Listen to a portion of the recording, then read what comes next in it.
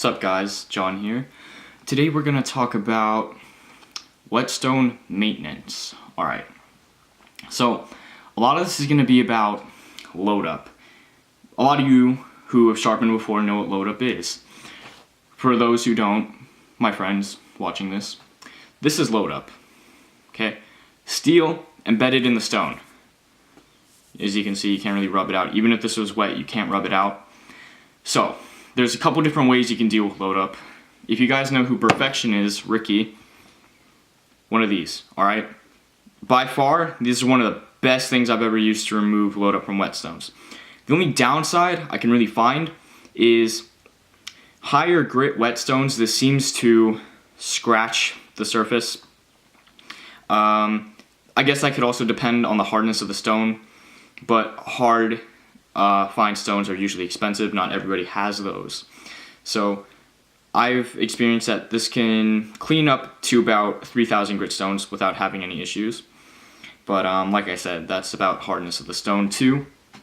Yeah, cheap. These are like $7. I got a pack of 2 mediums. They make a fine that can probably be used on finer grit stones and not cause a problem, but I wouldn't push it too much. So these being $7, really great way to do it. Really simple, cheap way to do it. You have these also. These are called Naguror Stones. This is the Naguror dressing stone, 600 grit. This is the King 8000 Naguror. Probably not 8000, doesn't really matter.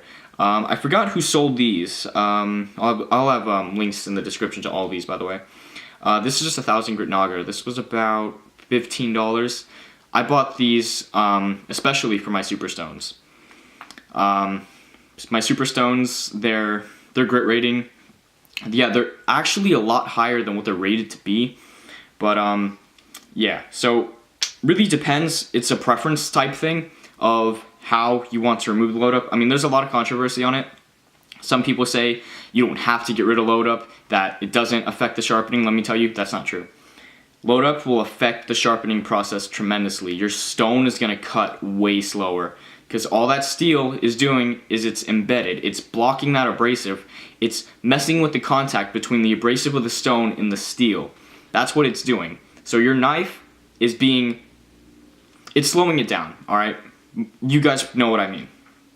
It's slowing it down. It's not going to sharpen as effectively, and you're probably not going to get that good of an edge. And then some people flatten their stones to get rid of the load up, which is a waste of money. That is a huge waste of money. It really is. I wouldn't say that they're uneducated about the subject. I believe some people are just taught differently of how to do it, and some people just do not want to put the money for Naguror stones, yet they'll buy $80 lapping plates, but none of my business. Now, for the people who don't like to buy Naguror stones, there are people like this. They just want to get their stones, that's it. They don't want any accessories, they just want their stones to be able to do what they need them to do. Well, this stone broke, alright? When you have a 5-year-old, your younger brother, yeah, they love these. So, this broke, smashed, and I'm not going to throw it away, so I use this as a Naguror stone sometimes. A broken stone will work. These things work. This was originally a Superstone 1000, more like a 5000. Like I said, the Superstone grit ratings are incorrect. Great polishing stones, by the way. Yeah, you can use broken stones. There are many different methods to clear load up from stones. Most of the time, your hand will get most of it out, but if it's a soft stone or it's really deeply embedded, it's just not going to cut it. You need one of these, Naguror rust eraser. So yeah, I'd say 400 to 3,000 grit, get one of these, $7. Anything higher, I'd pick up one of these. All right, $15. You can't really go wrong. People say that Nagurors do not last a long time. Well, I've had this thing like 8 months now, and it was about, I don't know, maybe like that thick. I actually don't remember. I'd have to look at the dimensions.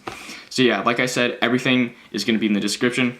These two, because this is a great polishing stone, seriously. If you have not tried one of these, you need to try one. They're like the best feeling stones they're the best feeling stones. I have not found anything that has felt better yet. They just have that gummy feel to them. It's just a sticky feel. Great feedback too. Leave you an insane polish. Not the fastest cutters, but they'll still leave you like an insane polish, and a polish I've never seen before. So yeah, guys, that's what I have for basic whetstone maintenance. Flattening, can't really say much on that. I mean, people use diamond plates, sandpaper.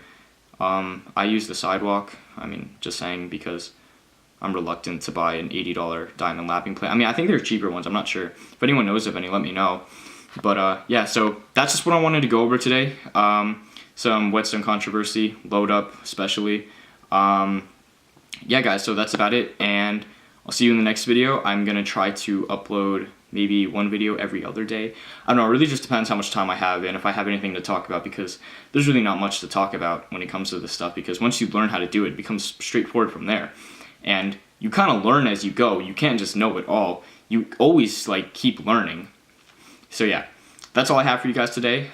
See you guys in the next video.